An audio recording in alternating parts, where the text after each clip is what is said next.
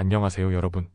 오늘의 흥미로운 영상 내용은 디즈니의 백설공주 논란에도 불구하고 주말 박스 오피스 1위, 그리고 캐나다인들이 미국산 제품을 보이콧하기 위한 팁을 교환합니다. 훌륭한 앱이죠, 그렇죠? 에 관한 것입니다. 우선 좋아요 버튼을 누르고 채널 구독 및 알림 설정도 잊지 마세요. 여러분의 관심과 지지가 저희에게 큰 힘이 됩니다. 첫 영상은 이번 주말 디즈니의 실사 영화 백설공주가 북미 박스 오피스 1위를 차지했습니다.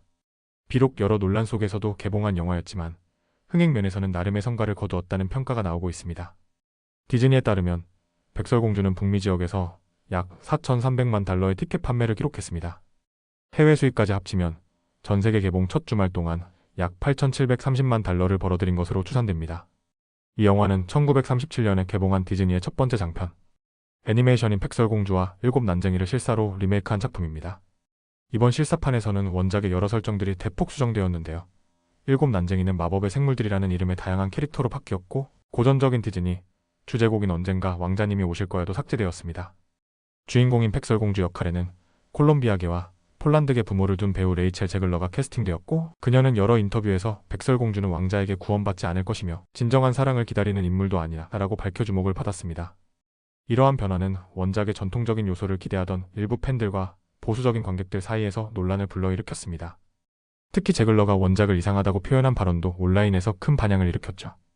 하지만 그녀는 최근 SNS에서 원작 애니메이션 속 백설공주 역을 맡았던 아드리아나 카셀로티에게 경의를 표하며 모든 것을 그녀에게 비췄다고 말하기도 했습니다. 그렇다면 이러한 논란이 흥행에 어떤 영향을 미쳤을까요?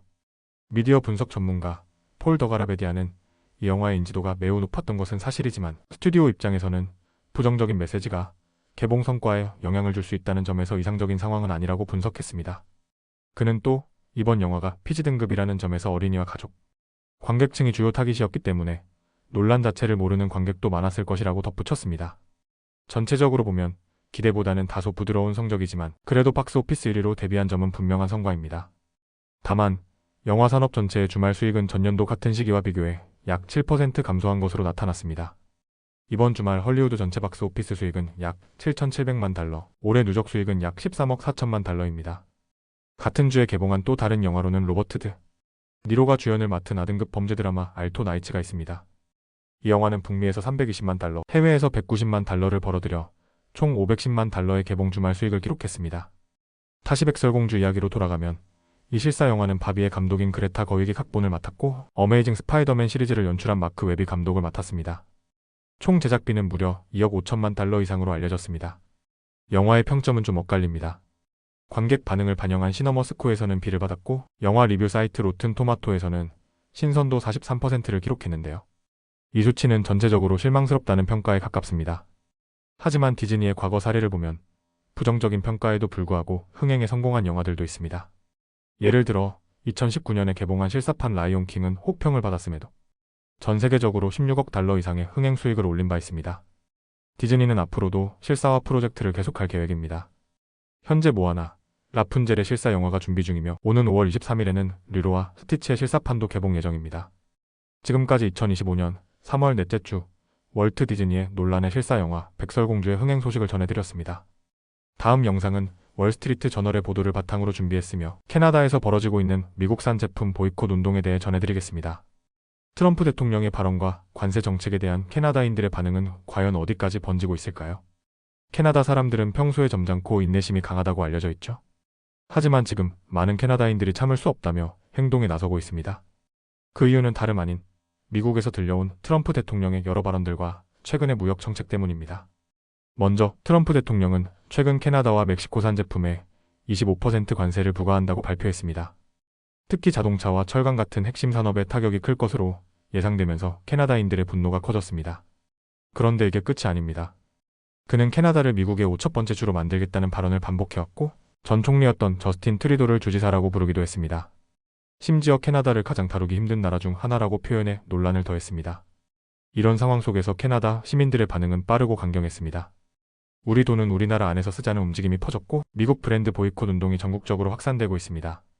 그 중심에는 흥미로운 앱들이 있습니다. 먼저 캘거리에 사는 라이언 체코라와 그의 어머니는 오스캐나다라는 앱을 만들었습니다. 이 앱은 바코드를 스캔하면 해당 제품이 캐나다산인지 얼마나 캐나다 경제에 기여하고 있는지를 분석해줍니다. 이미 8만 건 이상 다운로드 되었고 캐나다산 대체 제품까지 추천해준다고 하니 쇼핑 도우미 역할을 똑똑히 하고 있죠. 비슷한 시기에 등장한 또 다른 앱 메이플 스캔도 주목받고 있습니다. 이 앱은 출시 한 달 만에 10만 명 이상이 다운로드했고 30만 개 이상의 제품 바코드가 스캔되었습니다. 이 앱을 개발한 사샤 이바노프는 이제 많은 캐나다인들이 무역 관계와 상관없이 영구적으로 구매 습관을 바꿨다고 말합니다. 재미있는 건 이 움직임이 유럽, 아시아, 남미, 심지어 미국에서도 관심을 끌고 있다는 점입니다. 국내용 앱이 세계적인 화두가 되어가고 있는 셈이죠. 온라인에서는 해시태그 엘보즈업이 유행하고 있습니다. 원래는 하키에서 몸싸움을 할 때 팔꿈치를 들어 올린 자세를 의미하는데요. 지금은 캐나다인의 단결을 상징하는 국민적 구호처럼 쓰이고 있습니다. SNS 프로필에는 단풍잎과 캐나다 국기가 더해지고 슈퍼마켓 선반에는 캐나다산 표시 태그가 붙기 시작했습니다. 이제는 단순한 불매 운동을 넘어서 행동의 철학이 되고 있습니다. 누군가는 소셜미디어에 미국 제품이면 선반에 다시 거꾸로 올려놓는다. 그리고 같은 제품 몇 개 더 뒤집어 놔서 다음 사람이 건너뛸 수 있도록 한다고 올리기도 했습니다. 이 움직임은 경제 전반으로 번지고 있습니다. 여행사들에 따르면 미국행 여행 예약은 전년 대비 무려 40% 감소했습니다. 대신 멕시코 도미니카 공화국, 프랑스, 이탈리아, 영국 같은 지역으로 눈길을 돌리는 캐나다인들이 많아졌습니다. 온타리오주 키치너에 있는 한 여행사 관계자는 트럼프 대통령의 언행이 실제로 국민 감정을 자극했고 그 여파로 미국 여행 수요가 거의 사라졌다고 말했습니다. 단지 개인만이 아니라 도시 행정도 움직이고 있습니다. 토론토 시장 올리비아 초는 도시가 앞으로 소방차를 미국이 아닌 캐나다 기업에서 구매하겠다고 선언했습니다. 우리를 무시하고 공격하는 무역 전쟁에는 가만히 있지 않겠다. 51번째 주는 절대 없다는 말도 덧붙였습니다. 이런 분위기 속에서 한 초콜릿 브랜드의 이야기도 화제가 되고 있습니다. 노바스코샤주 안티고나시에 있는 피스바이 초콜릿은 시리아 난민 가족이 설립한 회사로 최근 엘보즈업이라는 이름의 초콜릿바를 출시했는데요. 출시 직후 수천 개가 팔려나갔고 최소 15개국에서 주문이 들어오고 있다고 합니다. 브랜드의 대표인 타렉 하다드는 평화는 우리가 지켜내는 것이라며 우리를 흔들려는 외부 세력 앞에서 캐나다인들은 굳건히 서 있다고 말했습니다. 지금 캐나다는 단순한 소비를 넘어 정체성과 경제주권을 지키는 행동에 나서고 있습니다. 트럼프 대통령의 발언과 정책이 촉매제가 된 셈이지만 그 반응은 매우 조직적이고 기술 기반적이며 무엇보다도 자부심을 중심에 두고 있습니다. 여러분은 어떻게 생각하시나요? 과연 이런 움직임이 향후 미국과 캐나다의 관계에 어떤 변화를 가져올까요? 오늘은 여기까지입니다. 다음 영상에서 더 유익하고 흥미로운 내용으로 찾아뵙겠습니다. 이 영상은 투자 의견이 아닙니다. 매우 감사합니다.